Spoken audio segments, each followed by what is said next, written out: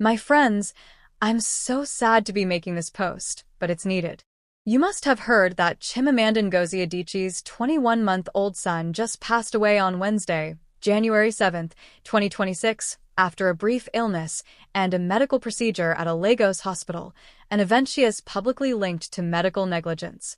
The devastating death of this 21-month-old toddler, Nkanu Nnamdi, after what she has publicly described as medical negligence at a Lagos hospital, is not just a tragic personal loss. It's a national emergency cry about the state of medical accountability and patient safety in Nigeria's healthcare system. Her account alleges that her toddler, stable and expected to be evacuated abroad for treatment, was given too much sedative and left unmonitored, leading to seizures, cardiac arrest, and death, an event that she said must never happen to another child. This heartbreaking loss has sparked an official probe by Lagos state authorities, with the Health Facility Monitoring and Accreditation Agency, HEFMA, and the Medical and Dental Council of Nigeria, MDC, now involved. Governor Babajide Sanwo-Olu has directed a thorough, independent, and transparent investigation, with the promise that any health facility or individual found culpable will face the full weight of the law. This is heartbreaking, totally scary, and exhausting. This is especially because we as a nation are trying to do better and live seamless life, not flamboyant or extravagant, but a carefree life. But our leaders and people in authority continue to fail us. This brings a sense of hopelessness in the midst of the people on this country, Nigeria.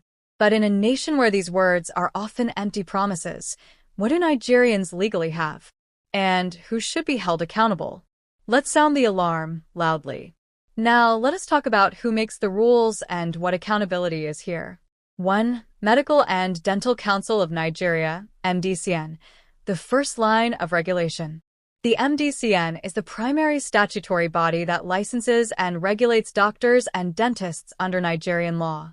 It sets education standards, maintains the register of qualified practitioners, issues practicing licenses, and enforces the code of medical ethics.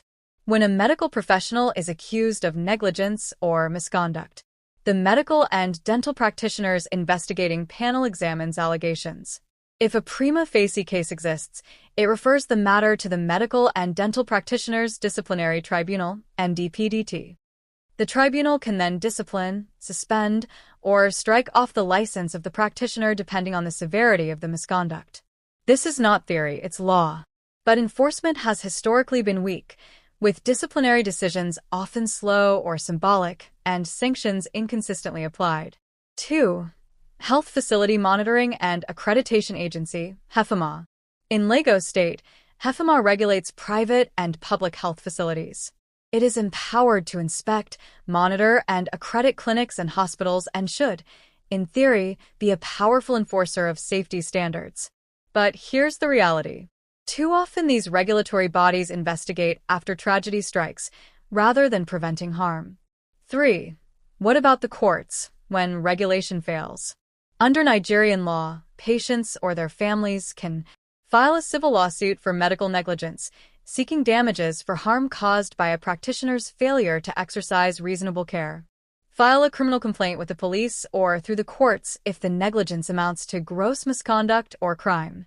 Importantly, where negligence results in death, courts have recognized the possibility of both civil and criminal liability. This means that death due to gross medical negligence can lead to manslaughter or similar criminal charges, not just professional disciplinary action, but only if the law is enforced. 4. Let's not forget the Public Complaints Commission Ombudsman. Nigeria's Public Complaints Commission allows citizens to lodge complaints against public and private institutions for maladministration, including healthcare providers. This is a powerful tool, but it is often underutilized, poorly funded, and slow. What rights do patients really have? Does anyone care at all? Under current Nigerian health law and regulatory codes, right to informed consent and dignified care, you must be informed about your diagnosis, treatment risks, and alternatives. Right to quality care. Doctors and nurses are obligated to provide care that meets minimum standards and attend to emergencies promptly. Right to redress. Patients can complain to the MDCN, the courts, the police, the Public Complaints Commission. for compensation or punishment. But rights without enforcement are hollow. Many Nigerians don't know these rights, and even when they do, the cost, time, and intimidation barriers to litigation are enormous. Where the system fails, and why this is a national crisis. 1. Weak enforcement of standards. Licenses are rarely suspended, and investigations often drag on without accountability. Doctors accused of negligence too often return to practice with impunity. 2. Regulatory bodies are under-resourced. Bodies like the MDCN and HEFMA are chronically understaffed, underfunded, and lack transparency, meaning tragedies like this are less likely to lead to systemic change. 3. Citizens lack awareness and access to justice. Many people don't know their legal rights or how to pursue them. Even when they do, going to court is slow, expensive, and intimidating. 4. Law enforcement is not proactive. Police and prosecutors often treat medical negligence as a civil dispute, even in cases that should be criminal. Unless there is political pressure or media attention, serious investigations rarely happen. What must happen next? This moment is a call to action, not just for words of condolence. Immediate suspension of any medical license linked to severe negligence, pending investigation. Swift, transparent public hearings into the facts of this tragedy. Strengthened enforcement mechanisms for the MDCN and health regulators. Public education campaigns so every Nigerian knows their rights.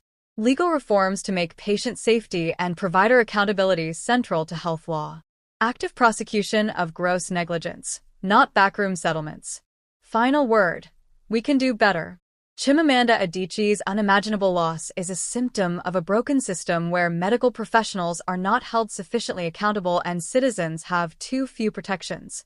Nigeria's laws do provide frameworks for licensing, regulation, patient rights, and sanctions, but enforcement is where the rot ends, and reform must begin.